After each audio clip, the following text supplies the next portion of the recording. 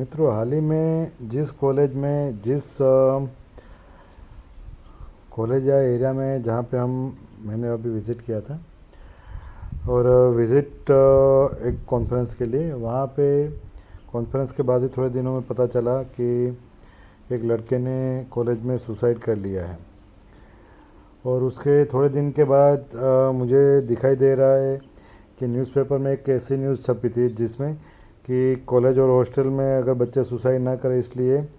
जो फ़ैन होती है, सीलिंग फ़ैन, वहाँ पे इस तरह का फ़ैन लगाया जाए कि अगर बच्चा कहीं पे सुसाइड करने की कोशिश करे तो उसमें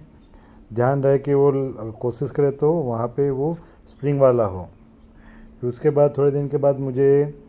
और न्यूज़ दिखाई दे रहे कि जहाँ पे मैंने पढ़ा और सुना कि बच्चे ने अपने क्लासमेट की कुछ बात सुनी और घर छोड़ के चला गया और सुसाइड कर लिया। कहीं पे ऐसा भी सुना कि बच्चे ने अपने कलीग या अपने फ्रेंड लोगों के साथ मिलकर किसी लड़की को छेड़ दिया। और हर चीज़ में एक ही चीज़ दिख रही है कि जो मानवता है, वो मानवता जो लोगों में होनी चाहिए, ह्यूमन बीइंग में, वो धीरे धीरे ख़त्म हो रही है। और दूसरा हम कह सकते हैं अगर साइकोलॉजी की भाषा में तो लैक ऑफ एम्पैथी, मतलब दूसरे की और ख़ुद के इमोशन की संभालने की, मैनेज करने की जो क्षमता है, वो धीरे धीरे बहुत कम हो रही है। लोग खुशी ढूंढने के लिए या तो खुशी को पाने की जगह पे अपना जो दुख है या तो अपनी जो तकलीफ़ है वो दूसरे किसी और को दे देते हैं, उसमें उसको दे के बढ़ावा देते हैं और विकृत मजा लेते हैं। तो ये सब चीज़ों में अगर हम देखा जाए तो पॉलिसी हम बनाते हैं, लॉ की पॉलिसी बनाते हैं, फिर हम रूल्स बनाते हैं। तो ये रूल्स इसको प्रिवेंशन के लिए है या क्योर करने के लिए, वो मेरे लिए बहुत कन्फ्यूज़न है। क्योंकि अभी मैंने प्रैक्टिस में भी देखा है, रूटीन लाइफ में भी देखा है कि बहुत सारे कपल में ऐसे होते हैं कि कहीं कहीं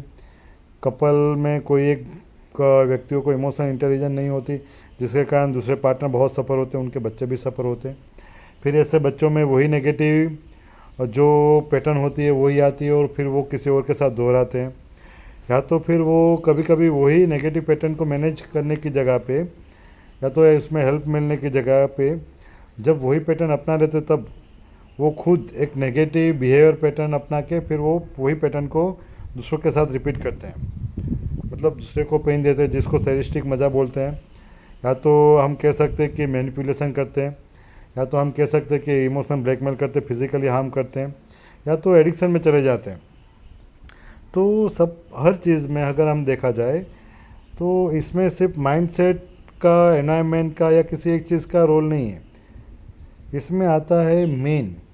ह्यूमन बीइंग, जो भी इंसान है उसकी पर्सनालिटी, मतलब उसका हम बोल सकते हैं ओवरऑल पर्सनालिटी डेवलपमेंट कैसा होता है बचपन से लेके बड़े तक, और ख़ास करके कह सकते हैं 1 से 14 साल की उम्र में उनका घर का एनवायरनमेंट कैसा रहता है, पेरेंटिंग किस तरह रहता है, ये चीज़ सबसे ज़्यादा मैटर कर रही है। आज एक लड़के का काउंसलिंग के लिए फ़ोन आया कि सर मैं बाहर अभी जॉब कर रहा हूँ, मैंने अल्कोहल छोड़ दिया, आपके वहाँ पे ट्रीटमेंट लेके काउंसलिंग करके मैंने सिगरेट भी छोड़ दिए, मगर मेरे मम्मी पापा के साथ मेरा कोई कम्युनिकेशन नहीं होता, और मैं अगर कम्युनिकेशन करूँ तो उनका कोई रिस्पॉन्स नहीं होता, उनका कोई इमोशन मेरे से नहीं होता। अब मेरे फ्रेंड भी नहीं है, अभी जो पहले फ्रेंड थे वो भी छूट गए। अभी मेरे जो पहले एक कलीग थी जो साथ में पढ़ती थी, वो फ्रेंड भी थी, गर्लफ्रेंड जैसा भी था, अभी सर उनकी शादी हो गई है। तो मुझे लगता है कि मैं बहुत अकेला हूँ। अब मुझे हर सोच आती है, इमोशन के सोच आती है। कभी कभी ऐसा होता है कि मैं वापस व्यसन चालू करूं, कभी ऐसा होता है कि मैं पढ़ाई करता हूं तभी भी मैं सो जाती है, कभी सेक्सुअल थॉट भी आता है। तो मैं क्या करूं इस चीज़ को लेके। मुझे पता है सर ये सब चीज़ मेरे अकेलेपन, मुझे जो दिक्कत हो रही है इमोशन की, वो मेरी हेल्दी वे में फुलफिल नहीं हो रही, शायद उसी के कारण हो रहा है।